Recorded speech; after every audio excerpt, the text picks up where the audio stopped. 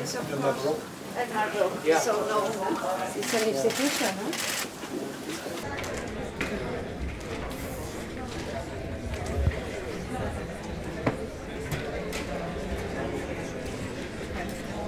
Very great pleasure for us all to welcome Mr. Phashinyan, the Prime Minister of the Republic of Armenia, for an exchange of views.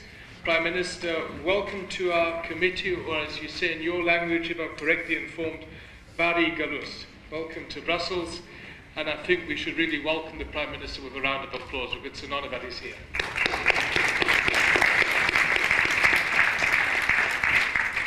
And I have now the honor to welcome further guests from Armenia, and I now have to face the huge challenge of pronouncing the names correctly.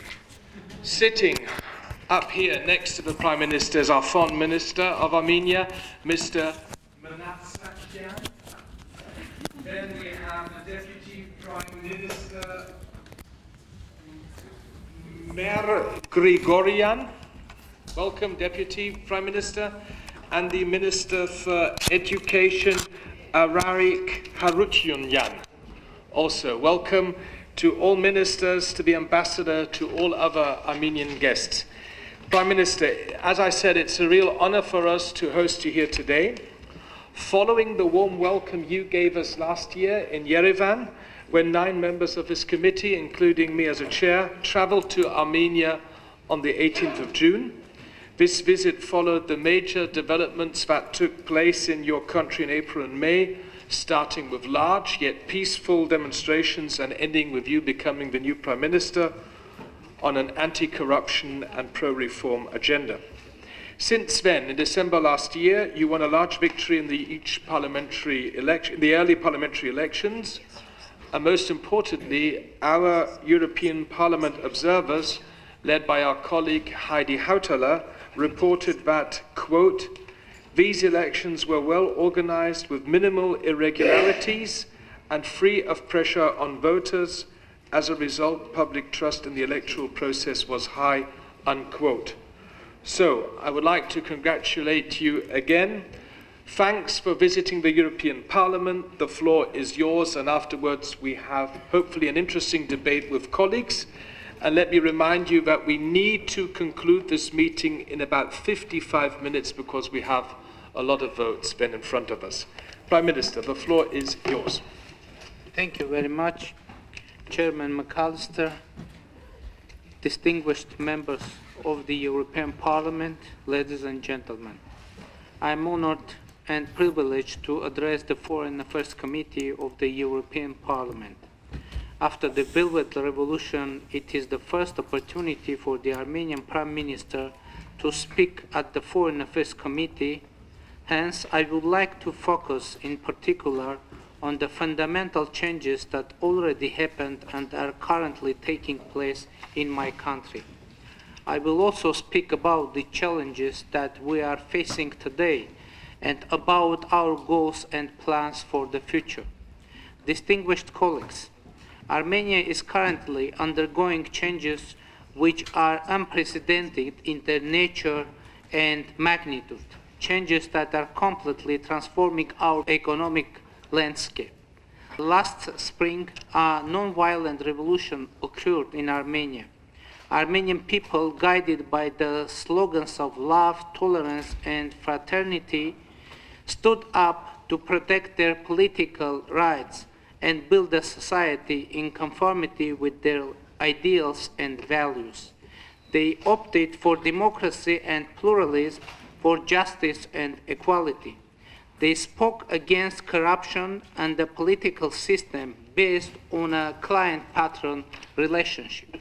They stood against the elite which monopolized the political and economic life of the country, against oligarchic economy, and against those who established and exploited extractive institutions, leading the country to a standstill.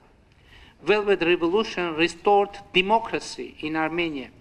Snap parliamentary elections held last December reinforced our achievements. Political forces which were behind the revolution won a landslide victory. We gained an overwhelming support of the Armenian people, more than 70% of the votes. For the first time in about 25 years, the elections held in Armenia were not contested by any political party.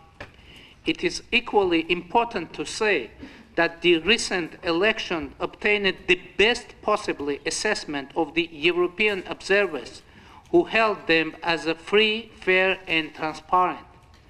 I am confident that the victory of democracy is irreversible in our country.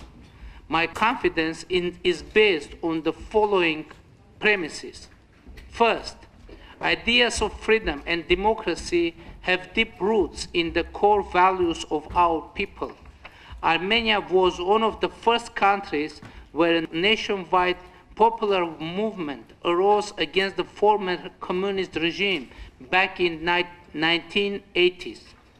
The restoration of our independence in 1991 was indisputably aimed at establishing society based on constitutional democracy, rule of law, and liberal values.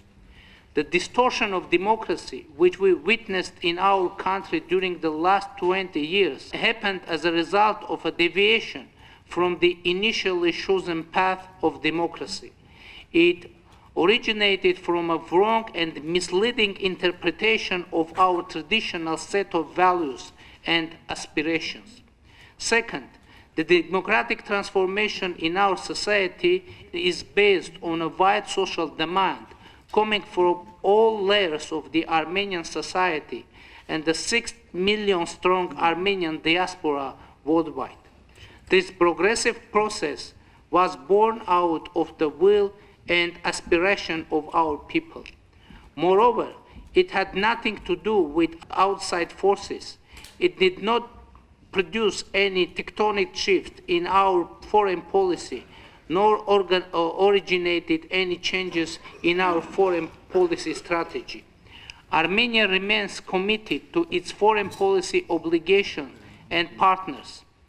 Third, democracy is not merely one of the viable options for us. Rather, it is a matter of security for us. We believe that for our people and our political culture, it is true to claim that democracy provides for stronger and more efficient economic and political institutions which constitute an important precondition for the development of country. Therefore, we couldn't afford the luxury of underdeveloped institutions which previously existed in our country. They caused economic inefficiency, impeding the progress of our country. Democracy promoting our economic and political institutions became an imperative in Armenia. It has no alternative today. We need democracy in order to competitive in the 21st century. Yes. However, democracy needs to be protected and reinforced. What are the main challenges that we are facing today? First of all, it is the poverty which still exists in our country. Today, the people who live under the poverty line make up about the 1/3 of our total population. They constitute the main social basis for fraud elections and electoral bribes that we were witnessing in the past. In our society, there is an obvious correlation between economic development and democracy. Erosion of the middle class was actually accounting for the decline of democracy that we witnessed in the past. Thus, a strong and viable middle class is considered to be one of the main prerequisites for sustainable democracy in Armenia, and the economic revolution is chosen, therefore, as the next goal of our government and the cornerstone of its program. With this view in mind, we have adopted and already started implementing an ambitious reform agenda. As I mentioned on many occasions, among the current priorities of the Armenian government are the fight against corruption, eradication of monopolies, elimination of poverty, consolidation of the independent judiciary system, and establishment of rule of law and a level playing field for all economic and political actors. We are going to put in force a package of robust measures to reform our tax and custom systems. We also focus on reforming our education system. People should be able to live and create in a rapidly evolving and shrinking world in which progress is driven by knowledge. I am proud to inform you that a lot of visible changes have already occurred in our country over the past few months. For example, we have already eradicated systemic corruption in Armenia. The power of monopolies and existing oligopolies in Armenia has already been reduced in naught. Today, there is nobody in Armenia able to use political influence to achieve economic goals anymore. Distinguished colleagues, while implementing our reform policy, we are stumbling on obstacles. One thing is clear in this regard: implementation of the comprehensive and enhanced partnership agreement with the European Union is of tremendous importance for success of our reforms. The value and the attractiveness of this initiative are in achieving its objectives exclusively through the implementation of reforms. SEPA is a reform-generating tool. The fulfillment of its provisions will entail qualitative changes in many areas of our society.